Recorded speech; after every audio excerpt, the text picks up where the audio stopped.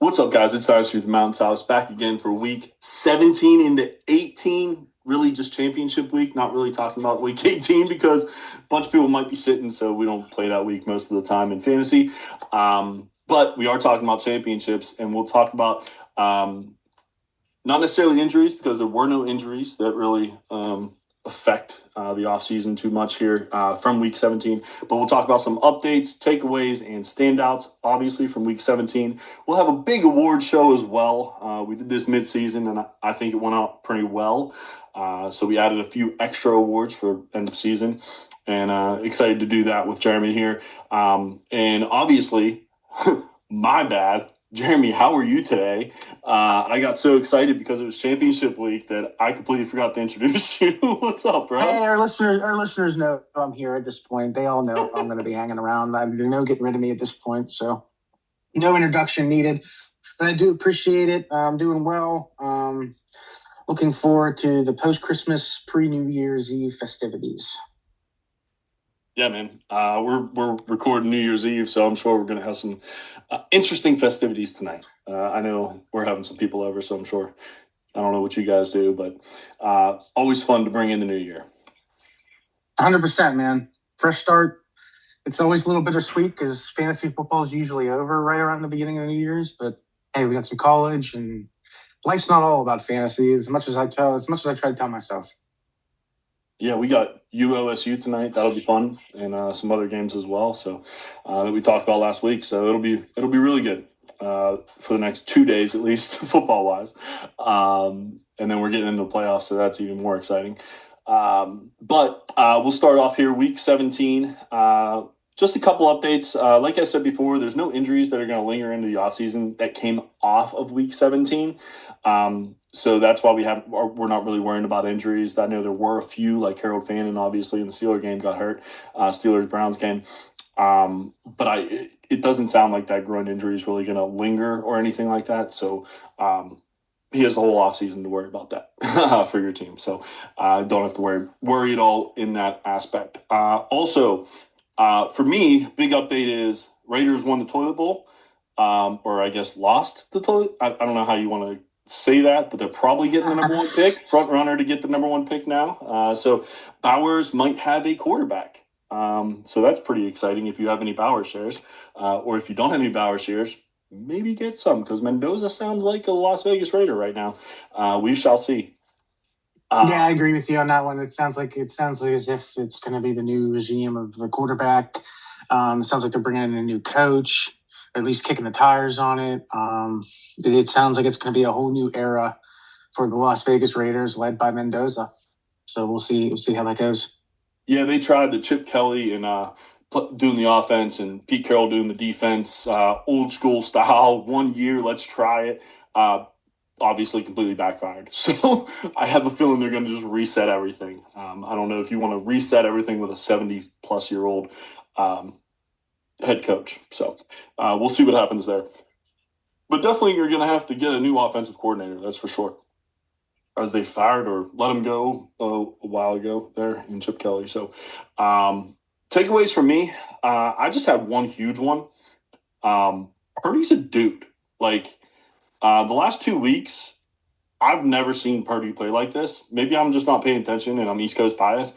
But, like, what he was doing the last two, Monday night and Sunday night this past week, that Sunday night game, if you didn't watch, you missed a darn good game, one of the best I've seen this year. And what he was doing, moving around the pocket, being able, like, making these men who usually are able to get to the quarterback look like not necessarily children, but just not as good. Like, it was incredible. The one touchdown to Juszczyk, Yes. I think it was. Yep. Yeah, the fullback of all people.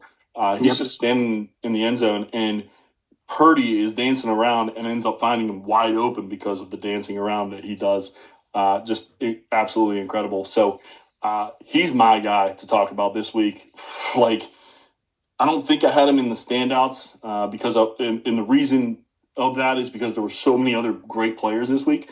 But I wanted to give a shout out that, look, I was wrong. Purdy's a dude. Like, he's in that second tier, I feel like now. and he was number one back-to-back weeks in fantasy. So this might be something moving forward, especially in the next year. Yeah, and he's stuck out this year because you recall he had a very similar, not a severe, a very similar injury to Joe Burrow in regards to the surf toe at the beginning of the year, and it held him back a little bit. But he seems to be at full health. As you said, he's dancing around. There's not a better analogy for that. What he's able to do outside of the pocket is underrated. What he's able to do with his arms underrated. And then obviously he has that rushing ability. He doesn't utilize it on a frequent basis like a Lamar Jackson or a Jalen Daniels, but when he needs to run his wheels, he can. Yeah, I mean, obviously, I was completely wrong on Caleb Williams as well, but Purdy just, I mean, he absolutely looked incredible the last 2 weeks, and Caleb was right there with him on Sunday, which was pretty fun to watch. So, shout out to Caleb Williams. I was wrong on that. Sorry. So, if you listen to me on that one, I apologize. And then we had some finals finish up here. Finish up for you because you have a 2 week final, 2 weeks every spot of the playoffs there. So how'd that end up for you? I ended up successful. Woohoo! Yeah, thank you. Speaking to a three-peat champion, I have successfully completed the three-peat in my one dynasty league. Three-time champ, 3 years running. However you want to word it, however you want to say it, I have been successful in doing so. I am going to do myself and the team, and the league a favor and blow up the team a little bit. I'm not being forced to, but I do want to do it. I kind of like doing the waiver actions and trades. So this is going to be a good opportunity to spend some high dollars and earn some high dollars. But nevertheless, successful champion, 3 years running, and looking forward to that payout. There you go, man. That's awesome. And yeah, I knew you had CMC on your team, right? Yeah. I have a pretty decent team. I got CMC, CMC, Joe Burrow, Jamar Chase, Puka Nacua. So I have Trey McBride. So I have a few heavy hitters that were MVPs for a couple teams that I all haven't won. So I do have to say I have a little bit of a super team. That's the reason I'm wanting to blow it up, but that's the reason for the three-peat. Yeah, hey, I feel like it's a dynasty. If they don't make you blow it up, why do it? But I understand you want to give a little bit of chance to everybody else, I guess. And also, CMC's not getting any older. He just had a bunch of carries and touches. I don't blame you for getting rid of him, to be honest with you. But just saying from what we talked about Saquon last year, I think that might happen to CMC next year. So we'll see what happens. But yeah, I love the idea of changing it up and still having a chance to win. That'd be awesome. Now's the opportunity to, in my opinion. Like I said, I enjoy making the trades. I enjoy doing the waiver wires, and I can't really do that when I have a team with assets that I can't move. So if I'm going to move these assets and acquire equivalent elite assets, maybe I have a chance of doing it again next year with something different. But that to me is the challenge. Yeah, absolutely, man. I love it. And then how about yourself? Yeah, how about yourself? Yeah, hey, we finally got one. We ended up winning. Thank you, Jawan Jennings and DeAndre Swift for scoring 3 touchdowns combined. While CMC absolutely almost killed me. Let's put us in your living room there for the finals. Because I know you and we're going to talk about that in a few minutes when we talk about standouts for the running backs. I will say that. So I'll give you that whole story. It's coming. But it fantastic. That's what I was looking forward to. It was a sweat out. Let's put it that way. The first half scared me because of CMC. We'll just go with that for right now. So speaking of standouts, I guess we can get to it. I also won in the redraft league that I was talking about as well. So that was awesome.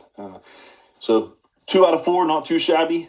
Pretty happy about that. That's the record there. It's 2 out of 4. Not necessarily you won in the dynasty and you won in the redraft, because the longevity in the dynasty is the only difference in between the two. It's still just as hard to win in the redraft as it is a dynasty. So kudos to you.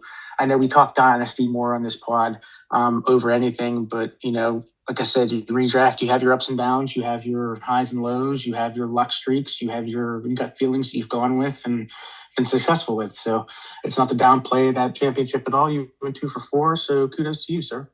Thanks. My wife says 2 for 5 because of the Gatesy League, but I was out week 2, so I said I didn't play. So we'll just say 2 for 4. So we're going to talk about our standouts here. I don't even know how to transition from that. First off, we have my QBs. I feel like it's almost every week we're talking about this guy at this point. Second half of the year, just absolutely insane. Trevor Lawrence, 23 of 37, 263 yards, and 1 interception. However, 8 carries for 26 yards and 2 tutties on the ground. So my Eddie and Shares didn't like that too much, but he had a heck of a day. Tyler Shough is my other one. I believe he was quarterback 9 or 10, depending on Monday night. But 22 of 27, 333 yards, 2 touchdowns. Also carried the ball for 6 yards, 4 times for 6 yards as well. But 22 of 27, 333 yards for this rookie who, coming out of camp, couldn't beat out Rattler. Now, we both agreed that we thought Rattler was better. Again, hand up, I was wrong. He looks great in Tyler Shough. To be 100% honest, I think they got a guy and finally able to talk about him a little bit because of how good he has been down the stretch here. So wanted to give a shout out to him and maybe outside of Purdy, the most consistent guy in the last 4 or 5 weeks in Trevor Lawrence. I love the calls. And Tyler Shough, I definitely gave him the least amount of flowers out of the draft. I looked at him as kind of like a transitional champ in WWE, if you will. Like he was just going to be somebody who was going to be in between until they got who they really wanted. They were going to tank for Arch Manning, all that jazz. But no, I think you said it perfectly. I think they got themselves a man. I think they got themselves a dude. I think that he has played himself enough to not only give little to no question on who the starting quarterback should be for next year, but that they shouldn't even consider kicking the tires on a quarterback. They should focus on the other needs of the team. So, I think we were both high on Rattler over Shough, but we both I like it when it happens like this. I'd much rather be wrong about a guy being successful than be wrong about a guy being a failure. So it's good to see that a young man have a successful start to his career. Absolutely. And he's doing this after they traded Rashid Shaheed, so he doesn't really have a number 2, and Kamara goes down.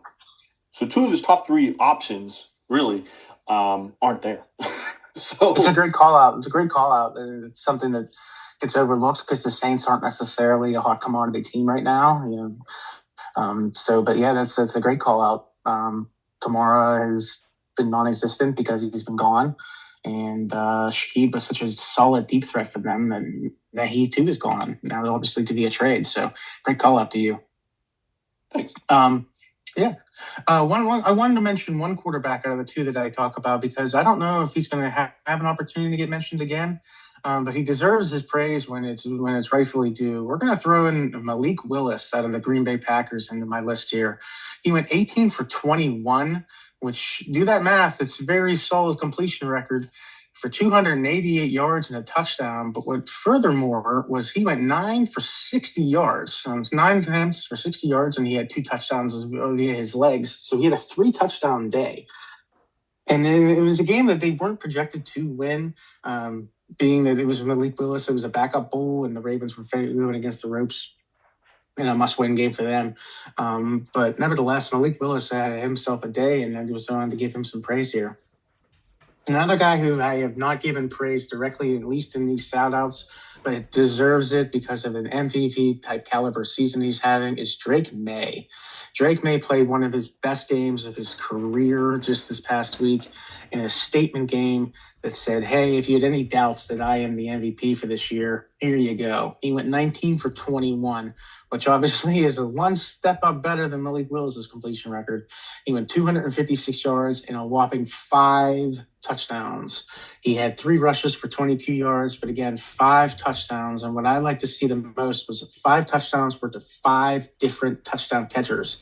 Austin Hooper, Stevenson, Henry, Chisholm, and Diggs. So that shows that not only that he is airing that ball out, but he is spreading the wealth amongst the entire team, which is great to see.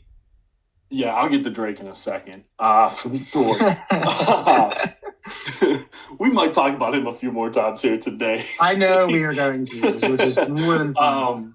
But Malik Willis, he was in the Pickett draft. I mean, and for at least somebody to look like they know what they're doing quarterback-wise in that draft, outside of Purdy, I believe he was in that draft as well.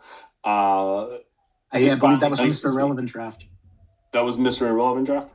Yeah, that was the Purdy draft where he was drafted dead last.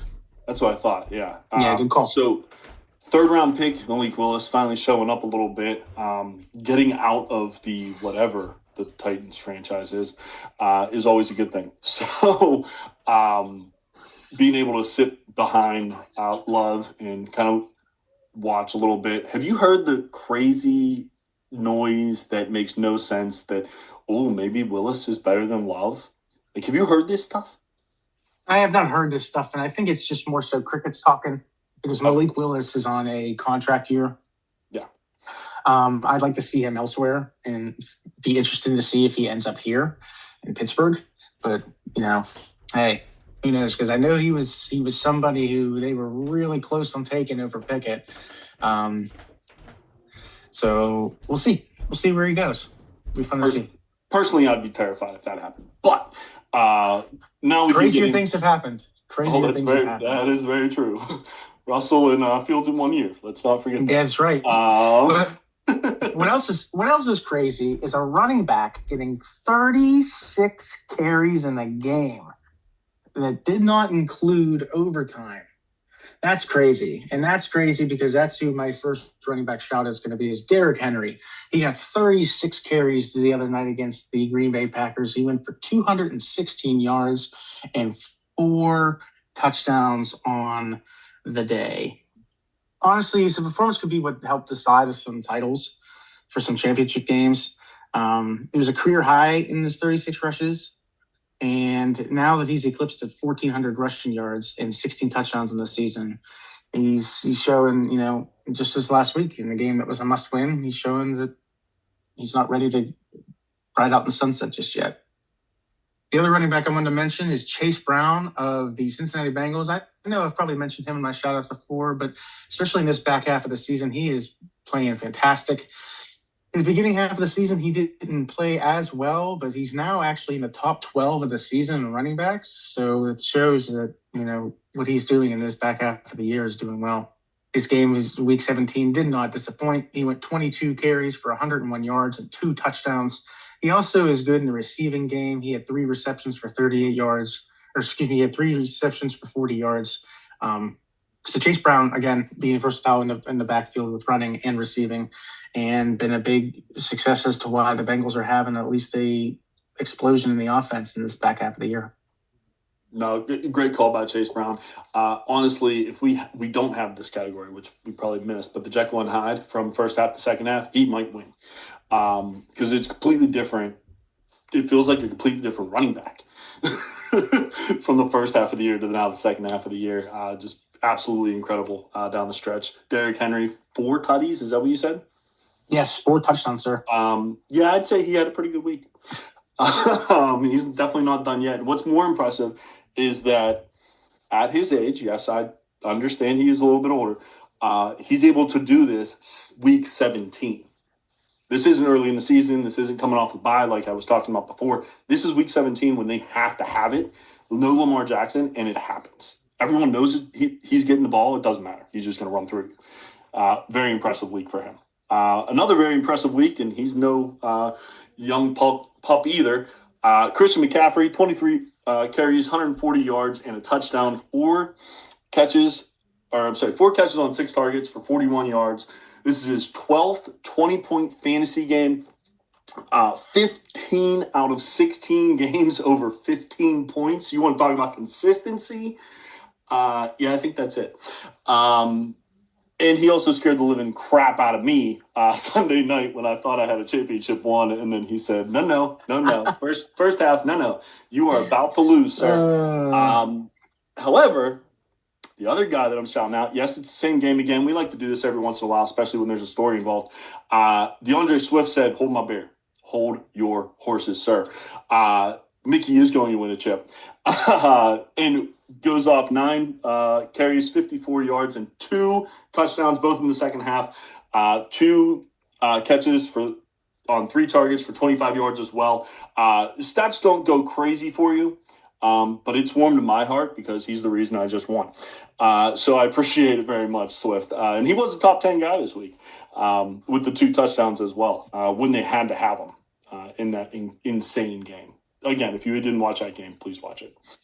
There's running backs that would give up 100 yards of their stats to have 2 touchdowns. So, I mean, he's not necessarily racking up the yardage in regards to rushing, but the 2 touchdowns are where it's at. I'd much rather take the 6 points on average touchdown each time than him getting me a 38-yard rush up the middle. So I understand what you're saying about the statistics, but to me, that 2 touchdowns jumps out, especially in the caliber of game of which it was in the fantasy realm. Yeah, absolutely. And look, I ain't complaining at all. And then we had some wide receivers as well here. Chris Olave, look at his stats down the stretch. Insane. This is what the Saints thought they were getting when they drafted him in the first round. 8 catches, 11 targets, 119 yards, and a touchdown. He has actually, as the non-quarterback, but most points in the playoffs for your playoff season. More than Henry, more than CMC, more than Bijan, who I'm sure we probably should have talked about but didn't. He actually has the most points in the playoffs from what I saw. So very impressive. Chris Olave, hopefully he can continue this for next year as well for your team. Chris Godwin, the other wide receiver I wanted to mention because we haven't mentioned him once this year, and his name is Chris Godwin, so that's very sad. 7 catches, 8 targets, 108 yards, and a touchdown. So he's back to his form. Unfortunately, it's week 17, and they might miss the playoffs, so we only get it for a short amount of time. But it was good to see him in the top 10 as well, at least once this year. I know that entire team was dealing with some injuries, and Baker's kind of been off and on. He's probably dealing with an injury out here as well, but won't say it because he wants to play. Love that. So hopefully we get to see Godwin in the playoffs, but if not, heck of a day for him this past week. I love Godwin. I have Godwin on the team which I refer to as my champ team. He's going to retire a champion, in my opinion, at least in my fantasy world. But no, Godwin's been having a great back half of this year. He's hurt. He's been hurt. He hasn't. I think he came back too early with the leg injuries and the broken fibula. I think he came back too early for that. And that showed because it took a few games for him to actually come back into form, and then he missed a few more and everything between. So shout out to Chris Godwin's applicable here, but for good reason he hasn't been. But Chris Olave is definitely something that needs to be discussed more. Everyone's talking about the success, including us too, about Tyler Shuck, but Tyler Shuck ain't anything without Chris Olave, especially with him losing Shaheed and him losing Kamara, as you mentioned previously. So Chris Olave has definitely been the nucleus to that passing offense and a huge success reason to Tyler Shuck. I'm going to use this to talk about my wide receivers. First off, I wanted to first mention here is Mr. Luther Burden out of the Chicago Bears. He has quietly been a piece that has been a huge focal point for this Bears offense. He went 8 for 9 for 138 yards and a touchdown just this past week. And he actually went 6 for 7 for 100 and some yards on the week prior. So Luther Burden being involved in a Chicago offense is good to see, especially when the Chicago offense is being ran by head coach Ben Johnson. Like it or not, that's who's running that offense. That's who's building that offense. And if you're going to utilize any type of measuring stick towards that offense to the Detroit Lions. And Luther Burden could very well be a Jameson Williams, but with more receptions, which is a scary thought. But we'll take it from there. Also, if you can hear quietly in the distance, that's the sound of my own horn being tooted, because the next wide receiver I'm going to talk about is Mr. Flex Spot, who I've hyped up last week, Stephon Diggs. Now, we're going to leave his personal matters out of the situation right now until we figure out a little bit more on the sense of what the heck happened to him in the past week with his accusations. But I'm going to go with the accusations that I was at least accurate on. He hit the 500K receptions. He had his fourth reception. His fourth reception was actually a touchdown. He went 6 for 6 on the day for 101 yards, and he had that touchdown, one of 5 from Drake May mentioned earlier. And he got himself a nice check, which is probably going to be spent on his legal actions here. But nevertheless, he can actually earn a little bit more money this upcoming week. He gets 8 more catches. He gets another 500K. And if he gets 130 yards, he gets a nice, cool $1 million bonus. So Stephon Diggs, fantastic play last week, and his numbers don't lie. Yeah, and I appreciate you putting him on your flex radar, because it made me change Ted McMillan out for Stephon Diggs in my redraft league. So I appreciate that. Oh, nice. Fantastic. Yeah. I'm glad I was able to help you. Luckily, I would have lost if it wasn't for that. So I appreciate that very much. But yeah, Steph, I mean, he's just been incredible for the last 5 years, it seems like. And Luther Burden, this is one reminder for me, and I think it happens every year. Going into a rookie draft, if you have a dude that you believe in, but everyone else is like, oh, I don't know, I don't like the situation, blah, blah, blah, blah, and are knocking him down, don't pay attention to it. If you like a guy, take him. Because I didn't, and I'm regretting it now. But Luther Burden, heck of a day. I think he's going to be really important for the Chicago Bears going into the playoffs and next year as well, moving forward. So love that call by you. Thank you. Yeah. Somebody else who's going to be important to the Chicago Bears is my first tight end I've mentioned, Mr. Colston Loveland. He called in 6 of his team leading 10 targets for 94 yards and a touchdown in the Bears win this past week over the Niners. The Bears lost this last week over the Niners.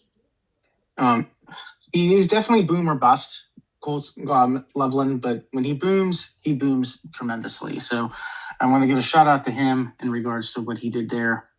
The next tight end I wanted to talk out was somebody who I think deserves to get a little bit more praise this year for being how reliable he has been and when needed, is Jake Tunges. He has filled in for George Kittle on about 6 to 7 different games now, including this past week. He hauled in 7 of his team-high 9 targets for 60 yards and 1 touchdown in the win over the Bears. So, again, we have a situation where both the same game. But rightfully so, it was a tight end frenzy that day. Again, 60 yards for Jake Tunges and a touchdown. Great fill-in for George Kittle. When Kittle doesn't play, Jake Tunges is basically a must-start, in my opinion, just because of the reliability. He fills the void perfectly that Kittle fills in.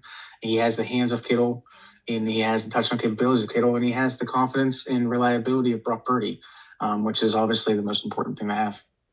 Yeah, there was no loser in this game. Don't get that twisted. I know someone lost, unfortunately, and they can't be the number 1 seed. They're still going to be number 2 at 3 at worst in Chicago, but nobody lost. The fans didn't lose. Both teams looked incredible. This was unbelievable game. We almost talked about this game even more because of how good it was.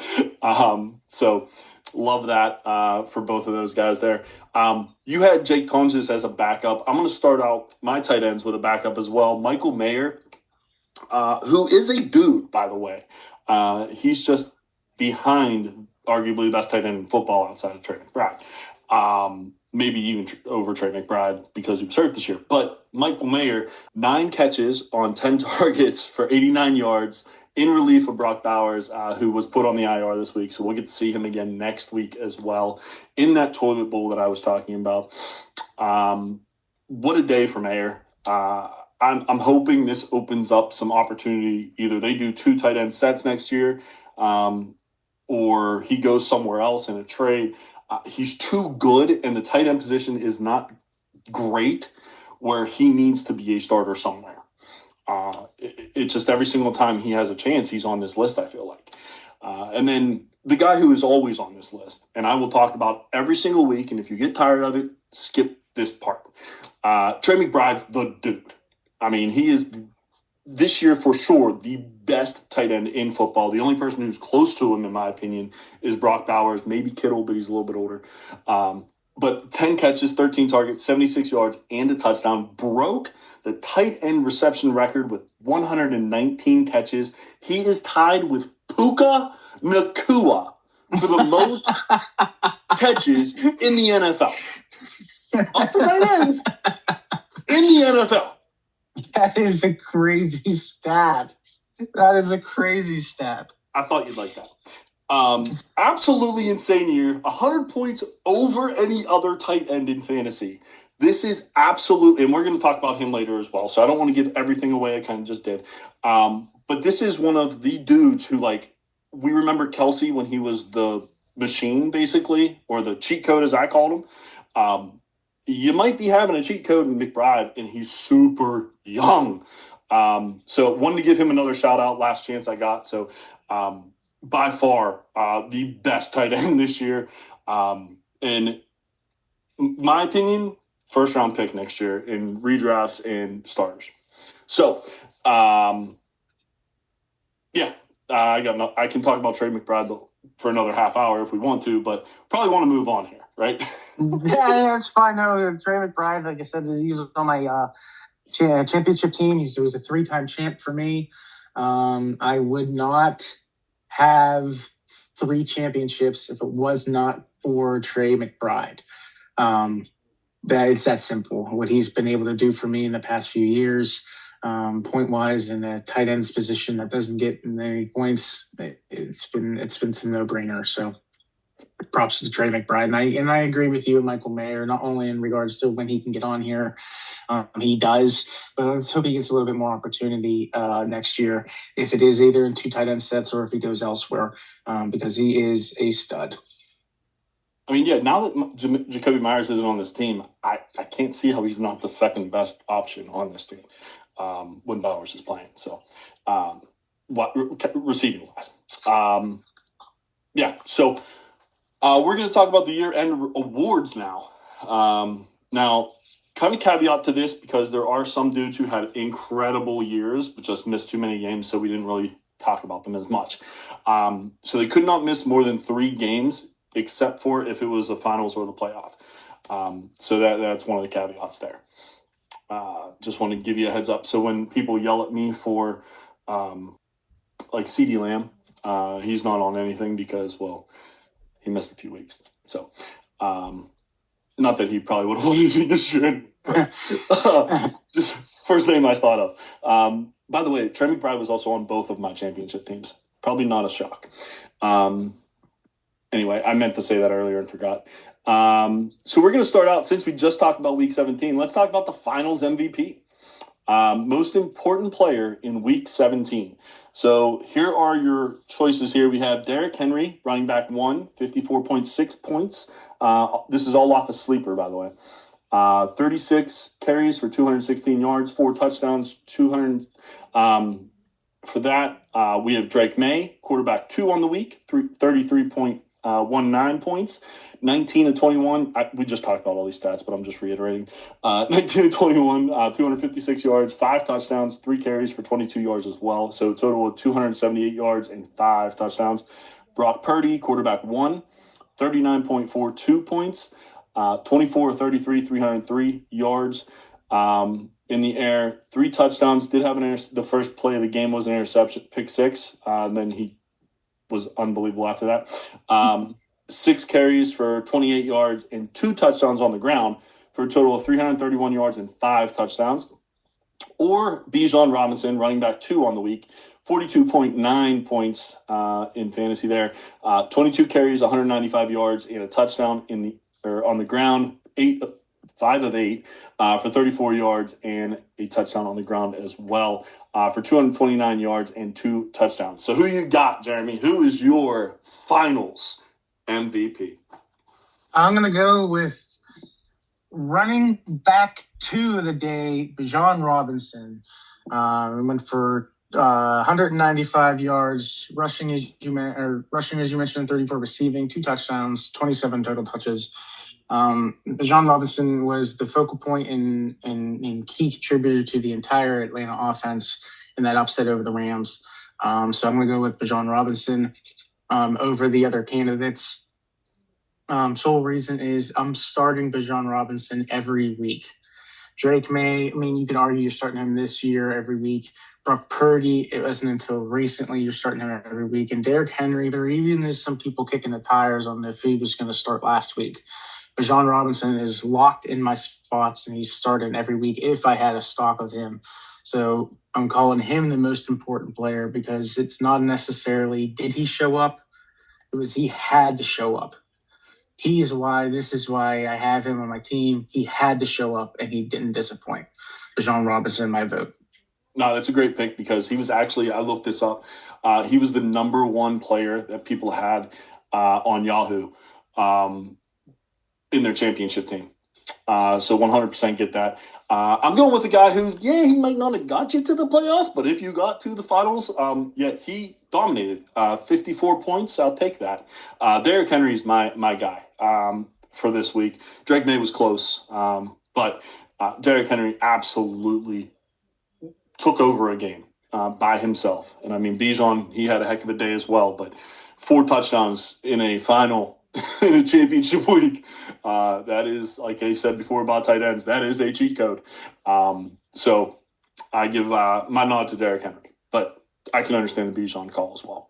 And I understand the Derrick Henry call. There's a reason why I picked Bijan Robinson RB2 versus the RB1. It's because you got him RB1, but no, he was my shout out for the week. Derrick Henry had himself a day, and he timed it perfectly. Yeah, absolutely. What a day.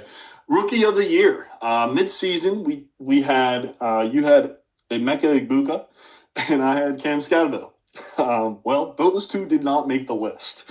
So we have Jackson Dart, quarterback 16 on the year overall, 244.4 points, 194 completions on 307 passes or attempts, 2,042 yards, 13 touchdowns, 5 interceptions, 81 carries for 455 yards, 9 touchdowns on the ground, 2,497 yards total for 22 total touchdowns. We have Travion Henderson, running back 20 on the year, 212.2 points for fantasy there, 167 rushes for 858 yards, 7 touchdowns, 35 catches on 42 targets, 221 yards, and another touchdown, 1,079 yards, 8 touchdowns on the year. Genty, running back 14, Ashton Genty, excuse me, running back 14, 265 yard or 0.7 points this year, 240 rushes for 888 yards, 5 touchdowns, 52 catches on 68 targets, 339 yards, 5 touchdowns, 1,227 yards overall with 10 total touchdowns. And then finally, Quinshon Judkins, running back 24, 214.3 points, 230 rushes for 827 yards, 7 touchdowns, 26 catches on 36 targets, 171 yards, no touchdowns in the air there, but 998 yards and 7 tutties. Who you got, my man? This was a tough call. This was a tough decision, honestly, because each guy's had their own periods of streakiness. Each guy has had moments where they were like, oh my gosh, this guy's going to be the front runner. And then either an injury or a bad game happened or somebody else stepped up and played well. So this was definitely one of the hardest decisions I had. So I went with my heart and I went with my crush and I went with Jackson Dart. Jackson Dart was my pick. He demonstrated exceptional ability as both a passer and a runner. Recap some of those stats. In 11 starts, he had 2,042 passing yards, 13 passing touchdowns, 9 rushing touchdowns out of 455 rushing yards. He joined Cam Newton and Josh Allen as the only rookie quarterback in the NFL with at least 12 passing touchdowns and 8 rushing touchdowns in his rookie year. He also set the Giants record for rushing touchdowns by a rookie quarterback. So Jackson Dart is here to stay, in my opinion. I know it's a little shaky in regards to what's going on with the ownership potentially, and definitely the head coaching situation. But Jackson Dart's here to stay, and these numbers prove it. Yeah, I actually had Jackson Dart and then decided to switch at the last second after looking at the stats that I just said. Knowing how little Henderson played in the first half and then his stats almost mimicking Genty, I have Trevion Henderson. 80, like 70 less, 70 less rushes and 30 less yards, more touchdowns on the ground. Just absolutely incredible piece of work when he got the opportunity. So I think Trevion Henderson, for me, was the rookie of the year. But yeah, Jackson Dart was a very close second. I changed it at the last second. No, Henderson's a great call. I think I take Henderson over Genty, just from the specific stats you mentioned alone. Henderson is definitely in a better situation as well. So when you look at it in a realistic aspect of it, that's something that plays into an effect. And the offensive line for the New England Patriots is far and superior over Genty's in Vegas. So I like the call. Yep. Air it out. This is the QB who doesn't need rushing, yak, or touchdown. So this is basically who's the best thrower of the football right now. So your options are Trevor Lawrence, 2,201 air yards, 319 completions on 530 attempts, 3,752 yards total. Drake May, 2,552 air yards, 340 completions on 474 attempts, 4,203 for him. Prescott, 2,502 air yards, 397 completions on 589 attempts, 4,482 yards. Or Matthew Stafford, 2,686 air yards, 363 completions on 557 attempts, 4,448 yards. I'll go first again here. I will definitely say, without a shadow of a doubt or hesitation, Matthew Stafford. This was a tough call between the two MVPs, so I don't want to rain on anybody else's parade on any choices you have. But Matthew Stafford, to me, at the age of which he is playing, at the longevity of which he's playing, at the health of which he's playing, if we could recall, he was in chambers for his back issues during preseason. He didn't play a single snap because of his back, but here he is now. One of the leading candidates for MVP consideration. There's a little bit more geek stats here for you. Those numbers that you mentioned about Stafford, that actually breaks down to 8.9 air yards per attempt, which is insane. That leads the league. He also has a 45% deep ball completion, and he has a 42-8 touchdown to interception ratio, which is a decent number compared to other quarterbacks. So Matthew Stafford's my pick. No, I honestly, I don't think you could go wrong with Stafford. However, I am going to pick who I think is the MVP of the year of the actual NFL, and Drake May. Almost 80 less attempts and only 240 less yards. Pretty impressive. Had the second highest air yards overall. And you talked about Matthew Stafford being older and being in the MVP. Well, this guy's in his second year and being in the MVP, which I love the NFL for this reason, because you have one of the older quarterbacks and one of the youngest quarterbacks fighting for the MVP, which is so cool. But yeah, I could talk about Drake May forever, just like Trey McBride. So I'm just going to leave it at that, where it was really close between the two, but I think Drake May takes a cake just a little bit.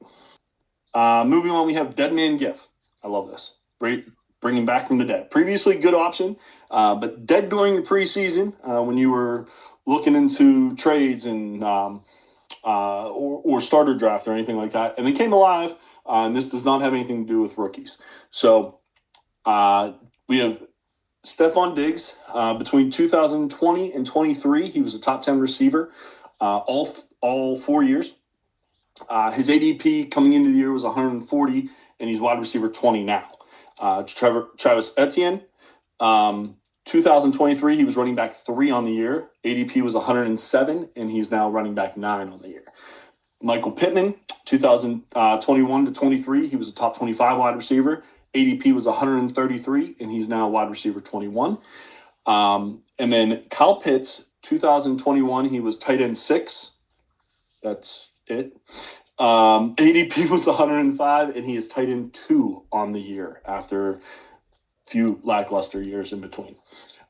So I'm going to let you go first every time so that I have a break to take a breath for a second. So go for it. That's fine. It works for me. Yeah, it works for me. The first pick I'm going to go with is Kyle Pitts.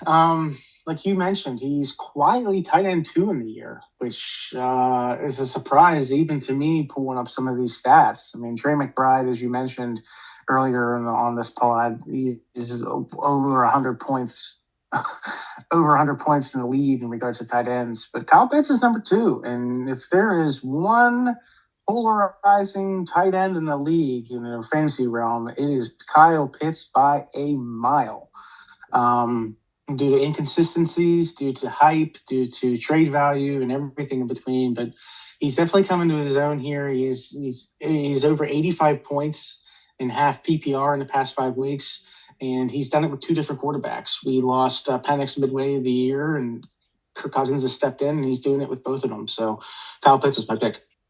Yeah, I 100% understand the pick. For me, this guy was wrote off. They tried to basically put 3 people. They had 3 running backs who they wanted to run over Travis Etienne, and he beat all of them and is now a top 10 running back on the year. I have Travis Etienne as the dead man gift because last year he was a little rough for sure. But the year prior, again, we talked about it. Running back 3, he's now running back 9 on the year with Tootin nipping at his heels.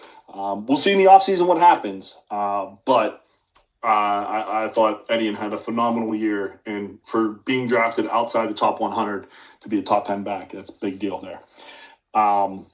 Best offseason acquisition. So this is the best offseason acquisition for the NFL, but for our fantasy team, if that makes sense. So Devontae Adams, wide receiver 7 on the year, 192.9 points. 60 catches on 114 targets, 789 yards, 14 touchdowns. Rico Dowdle, running back 16 on the year, 252.1 points, 229 carries for 1,066 yards, 6 touchdowns. Also had 37 receptions for on 48 targets for 277 yards and another touchdown. Total of 1,343 yards, 7 touchdowns. Then we have George Pickens, wide receiver 4, 244 points on the year, 92 receptions on 134 targets, 1,420 in yards there, 9 touchdowns. And finally, Javonte Williams for the same team, running back 10, 286.3 points, 252 carries for 1,201 yards, 11 touchdowns, 35 catches on 51 targets, 137 yards, 2 touchdowns. Total of 1,338 in yards and 13 touchdowns. Who you got? I am going to stand on my grounds of mid-season voting. Mid-season, I picked this guy. End of season, I'm picking this guy. Devontae Adams. He perfectly complements Puka Nacua, allowing both receivers to isolate their one-on-one matchups. And just to recap some of those stats you mentioned, he's at 789 receiving yards, 14 receiving touchdowns, which is an NFL leading, and he's been out the past 2 games. He's still NFL leading across 14 games of late December. So Devontae Adams is my pick. Yeah, for me, I also picked the wide receiver. However, I picked George Pickens, wide receiver 4 on the year. And yes, this might have a little bit to do with CeeDee Lamb being injured early in the season, but he really didn't slow down after that. So when you're wide receiver 4 and you're the number 1 target for your team for the year, I have to give you kudos to that. Pretty simple there. I do apologize. I forgot to mention who we had mid-season. So I had Sam Darnold mid-season for the best off-season acquisition. Not bad. He slowed down a little bit, but still not bad. And you called it. all the way through Adams all day, right? That's right. Yeah, Adams. Yeah. So stand onward. Yeah, yardage monster for the running backs only. This is no touchdowns needed. Mid-season, you had James Cook, and I had J.K. Dobbins. We had James Cook for 307 rushes, 1606 in yardage, 5.2 yards per carry. Derrick Henry, 287 rushes for 1,469 yards and 5.1 yards per carry. Bijan Robinson, 272 carries for 1,445 yards, 5.3 yards per carry. And Jonathan Taylor, 309 carries for 1,559 yards and 5.1 yards per carry. So who you got? I went with Derrick Henry on this one. It was tough. I wanted to kind of lean toward James Cook, just the yardage monster, but no, I went with Derrick Henry, just because the Ravens' offense, it's so fluid with Lamar. Like, you don't know what kind of quarterback play you're going to get with Lamar. You don't know what kind of rushing attempts or touchdowns you're going to get with Lamar. Sometimes he comes out and he plays like the Pro Bowl Lamar, and sometimes he comes out and plays like a high school Lamar. Like, it really don't know. And Derrick Henry is always a reliable resource for you to play, and you know you're going to get some yardage involved with that. And the reason why I bring up Lamar is known to vulture Derrick Henry touchdowns. You're still going to be playing Derrick Henry. You're still going to be starting Derrick Henry, and you're still going to be drafting Derrick Henry. No, I love that call. For me, it was James Cook. I'm surprised myself I'm saying this. However, he had the most yards. He had one of the best yards per carry out of the group. And Josh Allen didn't have a lot to throw to, so they needed to rely on James Cook, and they really did. I thought he had a heck of a year. So, but again, Derrick Henry, he could win almost every category we talk about running back wise, the way he played the last few weeks. The We Are Family. I love this one. Shout out to the Pittsburgh base as well. That's where I got that idea from. But quarterback who lets everyone eat. So in the midseason, we had Jordan Love, you had, and I had Herbert, and neither of them actually made the final list. So for Burrow, Flacco, we're going to split them since they split the year there. And we're not going to talk about the third quarterback that they had. 101 person over 100 receiving yards, 2 over 50, and 3 over 25, making 6 over 25, and obviously Jamar Chase being that over 100 receiver. Jared Goff had 1 over 100 receiving yards, obviously Amon-Ra St. Brown. 100 receptions, excuse me. Two players over 50, and then 1 more over 25.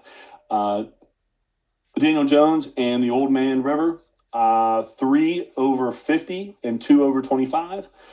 Dak Prescott, 3 over 50 receptions and 2 over 25.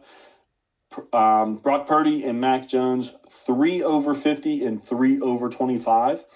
And then Geno Smith, yes, I said Geno Smith is in this category, 3 over 50 and 2 over 25. No, shout out to Geno Smith. I'm glad he at least got a shout out here. I was shocked. I was shocked. This was a tough call, but I went with Jared Goff on this one here, just because of the weapons that he has. I could just list the weapons, and they're all relevant because of Jared Goff. Jameson Williams and Amon-Ra St. Brown were both top 12 wide receivers on the year. So there's 2 right there in your top 12, and they were the only ones to have 2 in the top 12.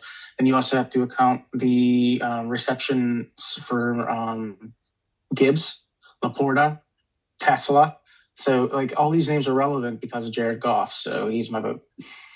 No, I love it. I found it hard to pick a team that split. However, I did it anyway. Brock Purdy and Mac Jones. They had so many injuries. So many people ate throughout the year. Yes, CMC was absolutely outstanding throughout the whole year. But you had George Kittle in and out, so Tonjes got a lot of catches.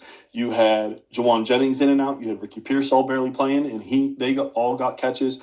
You had Kendrick Bourne there for a while when everyone else was out.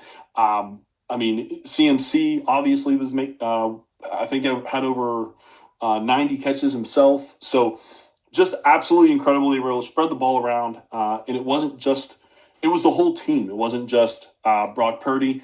It wasn't just Mac Jones. It was the combination of the two. So I had to give it to the San Francisco 49ers for this one. They looked incredible this year. Big plays, wide receiver or running back. One play to score. Who you got? You had JSN in the midseason, and I had Jahmyr Gibbs. One of them is on the list. So we have Devontae Adams, 60 receptions for 14 touchdowns. Jahmyr Gibbs, 74 receptions for 4 touchdowns, also 224 carries for 13 touchdowns on the ground. Trey McBride, 119 receptions for 11 touchdowns. CMC, 96 receptions, 7 touchdowns, 303 carries for 10 touchdowns as added onto that. And then Jonathan Taylor, 44 receptions, 2 touchdowns, but 309 carries for 18 touchdowns. So who did you have there? Yeah, this was one that, spoiler alert, you and I are in full agreement on. It's going to be Christian McCaffrey. I mean, what haven't we said about Christian that we haven't needed to be said? He's not just a pass catching back and a running back. He is elite in these positions. Like, he is the top of his game in the rushing, the top of his game in the receiving, the top of his game in the explosiveness. Like, if I need to have a score, like, I'm using this Swiss Army knife of Christian McCaffrey. Yeah, no, I couldn't agree more. The Swiss Army knife is the reason that I gave him the nod. 10 touchdowns and 7 touchdowns. Yeah, Taylor had more touchdowns overall, and Gibbs had the same amount, and 14 for Devontae Adams is incredible. But if I need to run the ball or pass the ball, there's one dude who could do both better than anybody else. This past year's, at least. And that is CMC. So I agree. Yeah, so the next one we're going to talk about here is Sleeper. And I know we talked about Dead Man GIF. It's a little bit different. So we're going to go over here. Midseason, Jeremy, you had Swift, which obviously was a pretty good call. And I had Jake Ferguson, neither of which made the list here, which I was kind of surprised about. But we have Rico Dowdle, running back 16. ADP was 190, 252.1 points on the year, fantasy-wise. Quentin Johnston, wide receiver 27, ADP 186, 145.2 points on the year. Wan'Dale Robinson, wide receiver 13, ADP 180 overall, and then 172.7 points on the year. And then finally, Javonte Williams, running back 11, ADP was 145, 286.3 points on the year. Jeremy, who'd you pick in this category here? I went with Wan'Dale Robinson because I went with which would have been the biggest surprise. I don't want to say a shocker, but it was definitely the biggest surprise. You could tell by your banter in the opening statements on how surprised you were that he was 13th on the year. And, honestly, when you start mentioning wide receivers, top 20, I don't mention Wan'Dale Robinson. So to have him be on there after he's missed a game or two with a rookie quarterback, with Russell Wilson's beginning, he's had 3 quarterbacks in the year. He's proven to be a PPR monster, short and long pass game. And he's on a contract year, so he produced very well in the contract year, which wide receivers like to do. So I went with Wan'Dale Robinson as my pick. Yeah, if you were able to get him at pick 180 in a redraft or in a starter draft, like, are you kidding me? He becomes the number 1 for one of the better young quarterbacks in the NFL, we feel like, when Malik Neighbors goes down. So it was all him. So I do like that pick. However, I went with my guy. Call this bias, whatever you want. I don't care. Rico Dowdle being number 190, being written off after a nice year with Dallas, and then coming back and taking over the job basically from Chuba Hubbard, who had a nice year going and then unfortunately got a little banged up. Rico Dowdle absolutely goes insane for a couple weeks, like out of body experience kind of thing for Rico Dowdle, and then is now running back 16, has the starting job. I think he's like 60-40 in control of the running back carries there now. If you were able to grab him, that could have been a game-changing thing for you, especially as a running back. So I had Rico Dowdle in this one, but all four of these guys, 145 or higher, that's pretty good to have with where they finished up. Yeah, facts. For sure. Yardage monster for wide receiver. No touchdowns needed. That's the key here. So obviously we know Devontae Adams has 14 touchdowns, but not so many yards. So obviously that's not who we're looking for. We're looking for the top of the top here. So we have Jamar Chase, 117 catches on 175 targets, 13-16 in yards, 11.3 yards per reception. Puka Nacua, we're going to say him, I think, in every single wide receiver category plus. 119 catches on 155 targets, 1,639 yards, 13.8 yards per reception. George Pickens, 92 receptions on 134 targets, 1,420 in yards, and 15.4 yards per reception. And then JSN, just like Nacua, pretty much in every single category. 113 receptions on 155 attempts, 1,709 yards, 11.3 yards per reception as well. So who did you pick in this wide receiver yardage monster category? This was a tough one. I liked all four candidates, but I went with Jamar Chase, only for the simple fact of what stat I heard last week. He scored a touchdown, which was fantastic for Jamar Chase to do. But for the sake of this category, no touchdowns needed. Jamar Chase is arguably wide receiver one, if not top three wide receivers each and every year. He's proven to be quarterback proof. He's proven to be consistent each and every year. He has not got a touchdown since week 9 prior to last week. So he went the entire second half of the season with Joe Flacco, getting the amount of receptions that he was getting under Joe Flacco. And then the return of Joe Burrow, he only had a touchdown week 9 and then this past week. So to me, that right there was a nice stat to highlight the yardage monster aspect. And I went with Jamar Chase. No, when I saw your answer, I was like, I want to hear this because that was my fourth choice out of the 4. So, but I understand all 4 of these guys are insane. Like, let's be honest. I went with the former Steeler, and this is the easiest reason I can explain to you. Least amount of receptions, least amount of targets, 1,400 yards, and 15 yards per reception. That's insane. And he was also in the top 4 in this category, like top 4 yards on the year for wide receivers, and he had like almost 20 completions less, over at least 20 targets less, and still produced these numbers. When CeeDee Lamb went out, he just absolutely went insane. Everyone thought the Dallas Cowboys were kind of going to fall apart, and not that they won a lot, but Pickens made the offense look really good with Dak. So I went with Pickens in this one. I know it's a little bit of a dark horse on this category between the 3 other names, but the 15.4 yards per reception I thought was incredible. Over 15 yards per catch. So that was pretty cool. It's hard to beat that. It's hard to beat that. I mean, you have a aerosol quarterback the way you do, like Dak Prescott. It's no surprise that those numbers are what they are. No, very, very true. And probably the least amount of 20 less receptions probably helps that number too. let's not get that twisted. Late bloomer, rookie who will break out in the second half is what we originally said in the midseason. You picked Hunter. I picked Henderson. Obviously, Hunter got injured, or he probably would be in this category the way he was kind of tracking. This is really who was your breakout in the second half now. So we have Jackson Dart, 2 top 6 finishes at quarterback, 2 top 10 finishes at quarterback, and then 2 outside the top 20.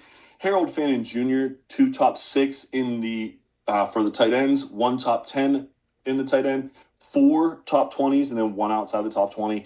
RJ Harvey, 2 top 10s, or I'm sorry, 2 top 6s, 1 top 10, 2 top 20s, and 3 outside the top 20 in running backs. Trevion Henderson, 3 top 6, 1 top 20, and 4 outside the top 20. And then Tyler Shuck, late arriver to the category. 1 top 6, 1 top 10, 4 top 20s, and 20 outside the top 20. But these were great. All 5 of these guys had a great second half of the year. So who do you have as your late bloomer, as we like? This was a hard one. I know I said that in every category, but we had some fun this year with fantasy. So this was a tough one. I really was torn between 2. Tyler Shuck has shown tremendous potential with we talked about him earlier in the pod, with him losing Shaheed, Chris Olave just coming into the zone with the second half of the year, Alvin Kamara hurt. Shuck's been fantastic, but I wanted to give a shout out to RJ Harvey. He's been exceptionally good in the second half of the season, especially once J.K. Dobbins went down in early November. He became the Broncos' primary running back and key offensive weapon, leading all rookies in total touchdowns at the end of the season. I know you ran over his stats, no pun intended, but I mean, he definitely is well reversed. He has 512 rushing yards, 351 receiving yards, and 12 total touchdowns. So I went with RJ Harvey because I do anticipate more to come. Yeah, no, Harvey's a great call. Obviously, I looked at the first thing I looked at was how many outside the top 20s did you have and how many top 6s did you have. So my number one guy originally was going to be Trevion Henderson again. However, he had the most outside the top 20, but the most inside the top 6. It was like, all right, let's cancel him out because he's boom or bust. And you're right. Like, I almost picked Shuck in this category. I could have picked Dart in this category because he's played well, but he didn't play as many games as the other guys. I went with Harold Fannin. In a tight end deprived world that we are living in fantasy at this point, minus like 5 players, Finn is kind of taken one of those spots in the top 5 or 6 players in fantasy. Every single week, except for one, going down the stretch, he was in the top 20. That's the number one thing that I looked at. He was the only one that only had one bad game. So Harold Fannin for me, great day. He also played the Steelers last week and was not outside the top 20 after getting hurt in the first quarter, or like the first series or second series. So pretty impressive there as well. So yeah, Harold Fannin was my late bloomer. Overrated player. So he had extreme high value, but burnt your team if you actually did have him on it. And this does not include injuries, because I'm sure we could talk about other guys that burnt your team because of injury, but you can't help that. So we have Saquon Barkley, who was running back 13 on the year. ADP was 16, so mid to early second round, depending on how many people you have in your league. Justin Jefferson, wide receiver 28. ADP was 6, so mid first round for you. Ladd McConkey, wide receiver 26. ADP is 23 overall. So hurts you a little bit there as well. And Brian Thomas Jr., wide receiver 44. ADP was 17, so mid to late second round for you there. So who did you pick as your bust or overrated player of the year? I kind of lean more the bust because I don't want to say he's overrated, because I do think this is a keystone issue with quarterback. I'm going Justin Jefferson. When you draft Justin Jefferson, you're drafting Justin Jefferson to be your elite alpha dog wide receiver. You're going to start him each and every week. You're anticipating him to produce it in high volumes, receiving touchdowns, receiving yards, being consistent, showing that he's quarterback proof. None of that's happened. Yeah, mind you, he's had the quarterback issues that he's had this year. He's had 3 different quarterbacks. But to talking about what we talked about previously, Wanda Robinson as well has had 3 quarterbacks. And I would argue the 3 quarterbacks that he has had are about the same caliber as Justin Jefferson's at this rate. So I'm drafting Justin Jefferson with that high ADP, with him being my alpha number 1 wide receiver, and he has not produced those numbers in any game this year. So I'm going to go with Justin Jefferson. Yeah, I was going to go with Justin Jefferson.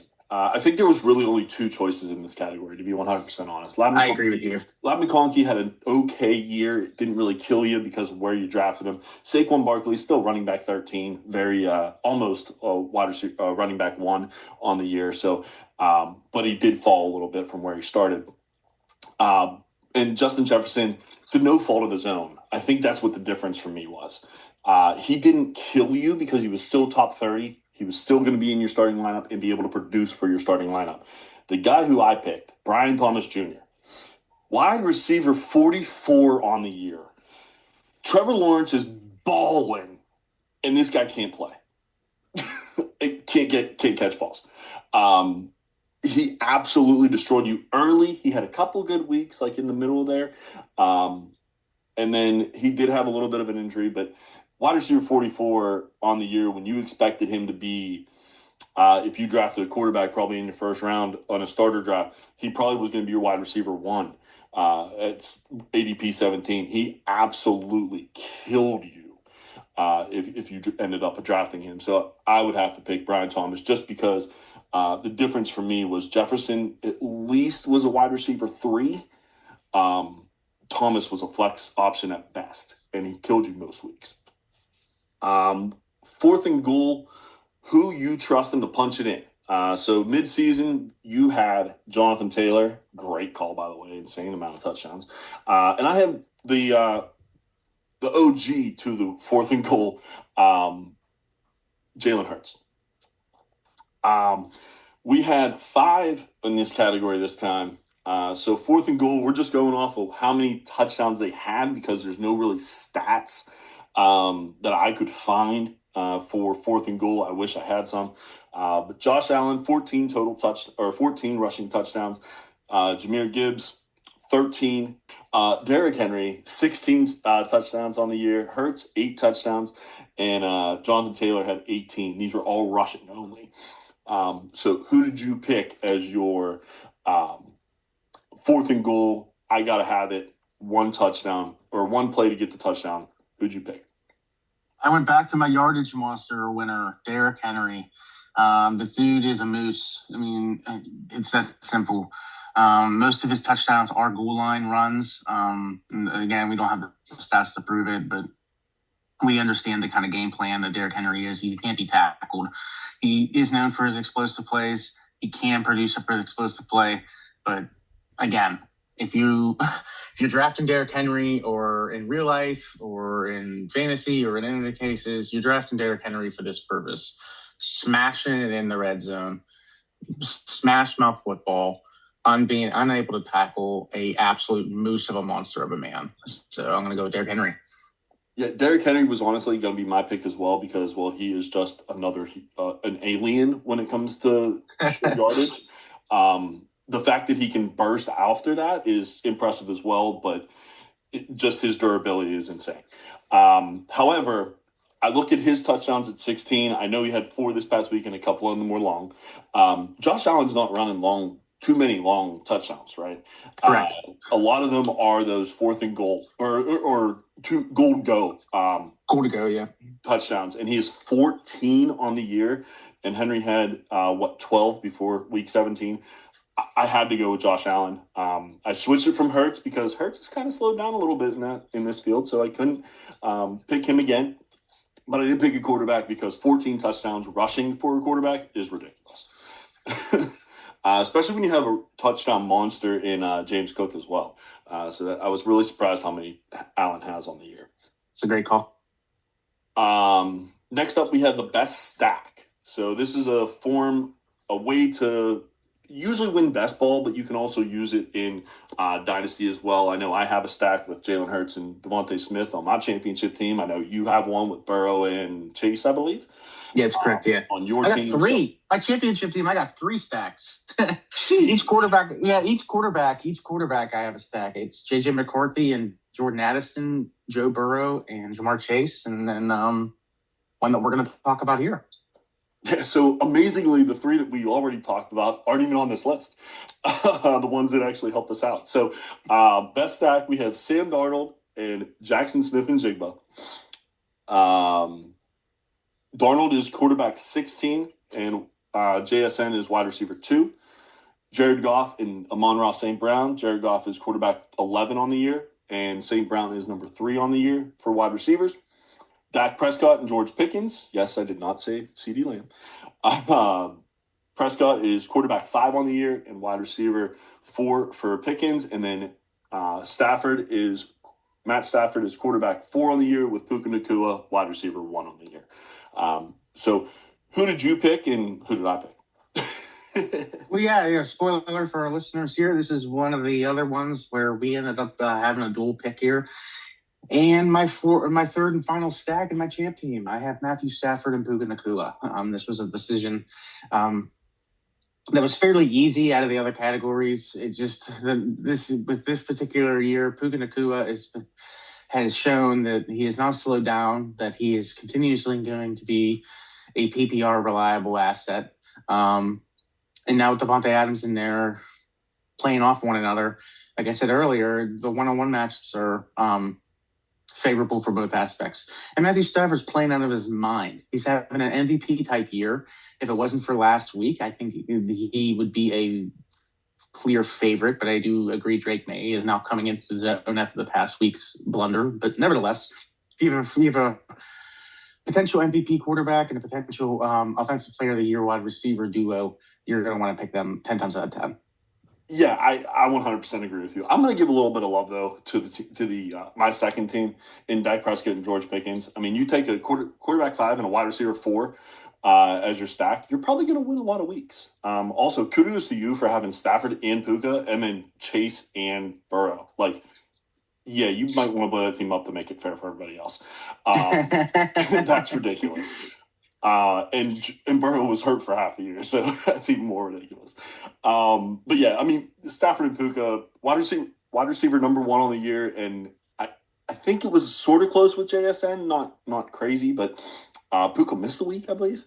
And Matthew Stafford just absolutely dealing this year with, you said 42 touchdowns, I think, earlier. Yeah, something like that. Just ridiculous. I'll take quarterback 4 and a wide receiver 1 on a stack all day, every day, twice on Sunday. So that one was one of the easier ones, just looking at the numbers. Second to last category, our penultimate category here, playoff warrior. Now, this is an important one if you made the playoffs, for sure. This is kind of how you won. The most dominant player in the playoffs. So we have CMC. His 3 weeks were running back 14, running back 3, and running back 4. Puka Nacua, shocking he's in this category. Wide receiver 2, wide receiver 1, and wide receiver 14. Chris Olave, wide receiver 10, wide receiver 2, and wide receiver 2. 3 top 10s there. And then Bijan Robinson, running back 4, running back 5, running back 2. So who did you have as your playoff warrior, the guy who helped the most in the playoffs? I was torn between the 2 running backs because I feel in the formats that I'm in, the running backs are a little bit more important. But I went with Mr. All Reliable and Christian McCaffrey. I went with the personal experience, personal reliance on him, and everything that, again, what haven't I said? Everything I can say about him. He's over 1,000 yards rushing. I do feel he will eclipse 1,000 yards receiving this weekend, making him the first running back to do so in so many years. I just think what he's been able to do throughout the season, you were starting him with confidence. You have full reliant and confidence in him, and he was able to produce at decent numbers. Yeah. So mine, I was torn between 2. Both had top 10s all 3 weeks. But when you're in the top 5 all 3 weeks, I don't think there's really a question, to be 100% honest. Bijan Robinson, outstanding. And then you solidify the fact that he does this on Monday night for the last game of the year, regular for most championships. And if you had Bijan, more than likely you might have thought you were out, and he didn't let that happen. Just absolutely incredible. I had to give this to Bijan. But Chris Olave, really impressive. I was shocked by that. And I do want to fix one stat that I found out that I was wrong on. Chris Olave was number 2. Puka Nacua, after that Monday night game, ended up number 1 in the playoffs in points. So that's why he was at it as well. So But yeah, Bijan just, especially the Monday night factor, I think was the solidification for it. And also Chris McCaffrey almost made me lose. So I'm a little biased there as well. And then last but not least, we have a few to talk about here. MVP on the year. You had CMC in midseason. I had Jonathan Taylor. Spoiler alert, Taylor did not make this cut this year. So we're going to go over the MVPs quickly here. We're going to go top 6, top 15, top 24, and then outside the top 24 to how many of those weeks they had in their specific position. So we went Devon Achane, 4 top 6s, 6 top 15s, and 5 top 24s. Never outside the top 24 on the year. Only person, or one of only 2 people that I can say that about.